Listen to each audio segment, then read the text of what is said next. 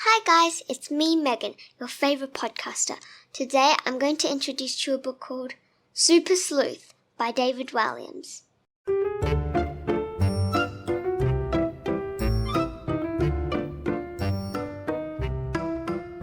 So this book is mainly about Dilly, who goes on a cruise ship with her Aunt Gladys and Lord Fox, who's Aunt Gladys' fiancé. Then these murders start to occur on board the cruise ship, and Dilly finds out that Lord Fox, who is actually Max Wolf, a famous actor, is the murderer. The people who get murdered are the maestro. He got murdered in the grand dining room because he drowned in a blancmange.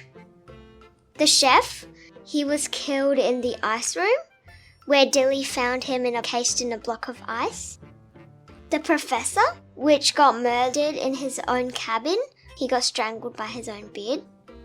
Frau Fröhlich, who got murdered in the library and was crushed by loads of murder mystery books. Sister Ruth, who got crushed by a giant wheel in the engine room while trying to find the murderer. Cyril and Cuthbert, they got murdered in the maestro's cabin because they got drowned in a bathtub of bubbly. So the characters are Dilly, of course. She is a really bright child and she wants to be a super sleuth when she grows up. And she also loves detective stories. Aunt Gladys really hates children, especially Dilly. Lord Fox is Aunt Gladys' fiancé, as I said before. He is very, very nice to Dilly, but he may not seem so nice at the end. Watson is Dilly's best friend in the world. Maybe exaggerated. He is also her assisting detective for this book when they go around trying to figure out who the murderer is. The settings in this book is the Masquerade, which is a cruise to New York where the murders start to occur. Beforehand, I told you about where the murders had happened. There were lots of rooms inside the Masquerade, and they happened in those rooms. Very unfortunate. So the problem of this book is when the murders start to happen on board the Masquerade, and the solution is when Dilly and Watson found clues to find out that Lord Fox is the actual murderer, and because other people think it's Dilly who is the actual murderer, but it's not. So Dilly tries to go around trying to find clues to see who the murderer is, and she finds out that some people who have helped her are not actually on the passengers list, and they're actually disguises made from Lord Fox or Max Wolf, who is the murderer.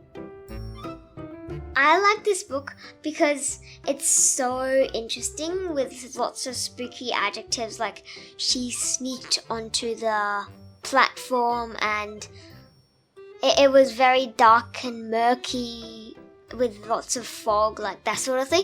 It's really creepy and so interesting.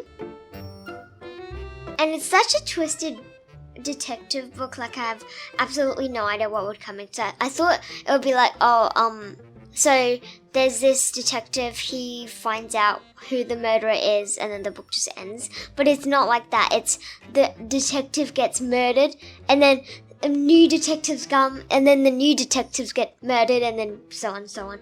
And it's so cool because you would never have thought of these things would happen. The last thing that I love about this book is that the people or the murder victims or the detectives or whatever, that they died in very unusual ways. I mean, who would be strangled by his own beard? Who would drown in a bath of champagne? Who would die because he was stuffed into a jar and stayed in there for ages and didn't come out and lost loads and loads of air and died in there? It's so unusual. you would just think, the murderer stabbed him and then he died. But it's not like that. It's different things that don't usually happen. And I really like that idea. My favorite part of the book is when the next morning, Dilly took Watson out for a long walk on the poop deck. It was just as well as poop was what Watson needed to do. Well, he couldn't expect to hold it in for the whole entire week-long voyage.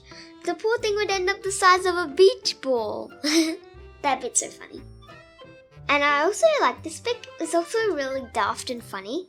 So it says, Dilly leapt onto the stage. His lips are blue. Then she picked up his champagne glass. Flecks of red powder coated the inside. Poison! Panicked, Dilly looked up at her aunt. Auntie, don't drink that champagne. Don't worry, this one's fine. With that, the woman took a gulp. How do you know? Asked Dilly. Glady swallowed. Dilly stared at her, then at the glass and then at Wolf's glass. She thought about her aunt's disappointment just now when she had learned Wolf was poor. An odd thing to be upset about when he was a murderer. Then suddenly everything clicked. Aunt Gladys, you murdered Wolf, exclaimed Dilly. Me? Don't be daft, she replied, trying to act innocent. But unlike Wolf, she wasn't much of an actor. Then why is he dead? Is he? Yes! Rough, agreed Watson. When he said, then why is he dead? Is he? That bit's so funny. There's also some murders, about 10 murders in this book, but I don't think I'll have enough time to tell you all 10, so I'm going to summarize a few for you. So it says, there's this Black Widow. It's actually a disguise of Wolf on a wheelchair, and a Hungarian professor, which I had mentioned before. He collided with the Black Widow, and then he shouted, stop. But then the professor was hurled into the air and landed with on his bottom and then on his head, and then he got a big bump on his head. The widow's veil came off. He shouted, no, it's you. The widow shouted a few Norwegian words because she's Norwegian. And then a silent nurse pushed her wheelchair around the corner and then she was gone. Afterwards, Dilly exhorted the professor into his cabin. But then afterwards, when she had taken a few steps of the door, she rushed to the door, but it was actually locked. And then she asked the professor if he was all right. He said, I'm fine, child. But that was actually Lord Fox because he's a master of acting and the master of the accents as well. And then she asks, I heard something. It sounded like you fell. But then he said that, nah, it's just me slumping down on my bed. Afterwards, with Frau Frolly, who is a detective that came on board, they opened a drawer and inside was a dead body. It was actually the professor, but he was strangled by his beard. We found out afterwards that it was actually Lord Fox. He went into his room to strangle him, and the thumping sound was actually him falling down dead. After the thump, it was actually Lord Fox who said, oh, I'm fine, child, like that sentence. It was actually him, and it was actually not the professor. Another one I would like to share with you is when Frau Frolly got murdered. She got murdered when Dilly came across Magnus, who is an Icelandic composer, and he's really smart. But it was actually Lord Fox in disguise, because he was like, of course, and you are but, let me guess, 12? Dilly was like, yes, how did you know? And then he was like, I can hear it in your voice, but he knew because he's her aunt's fiancé. He couldn't have heard it in her voice because it's kind of impossible and it's very suspicious. He was like, and your dog sounds like a terrier. And he was right because he knew. And then she asked if he had seen Frau Frohlich in the library. Magnus was like, I haven't seen her when I went in there. But then, when she went into the library, she found Frau Frohlich under a mountain of murder mystery books. And loads of other people thought that the murderer was her, but it was Lord Fox. I would give this book a rating of 10 out of 10.